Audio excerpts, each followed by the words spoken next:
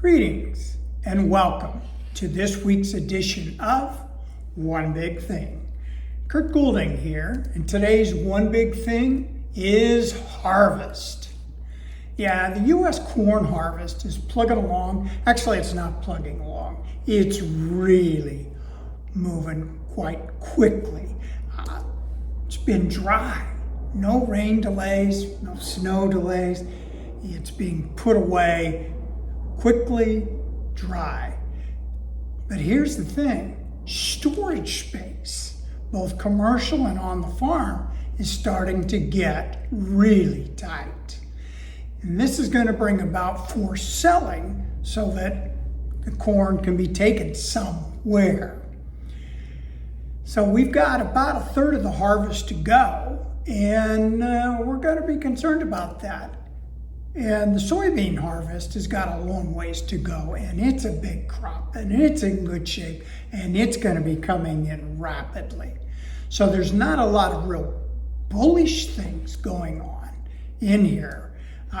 Farmers, they've been given a big gift in corn this last couple of weeks. $4 Dece corn has brought in a number of international buyers, and primarily Mexico. Man, they have jumped in and buying them with both hands. So the interesting thing, though, is that the Asian consumer has yet to show up in a big way. I mean, they're buying little jigs and jags. So it looks like this corn is going to be ranged between 4 and 4 1/4 for a little bit. And the farmers have been big sellers on the rally. But look, they got a lot of old crop corn that they carried into the new crop. So they got lots of bullets for these rallies. And, funds have been big buyers to help prop up things.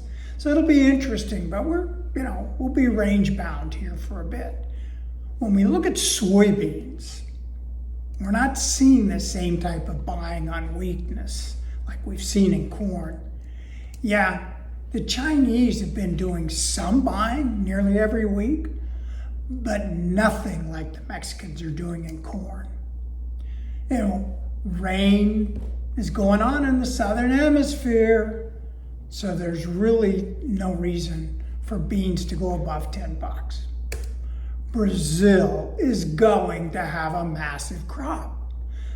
160, 170 million tons. And that would factor in some weather issues. They just continue to expand their planted acreage. And then keep in mind also that the USD is very strong, and it makes those Brazilian products much more attractive in price. Now, an interesting thing just to put on the shelf to think about come May, June, will we see Mexico swapping out some of their U.S. corn for Brazilian corn? It's going to be interesting. Depends upon how it all develops down south there. And we're in the final stretch for the election process here. The last 13 days. Kamala seems to be struggling, and Mr. Trump is having a ball. It's going to be interesting to see how it all plays out.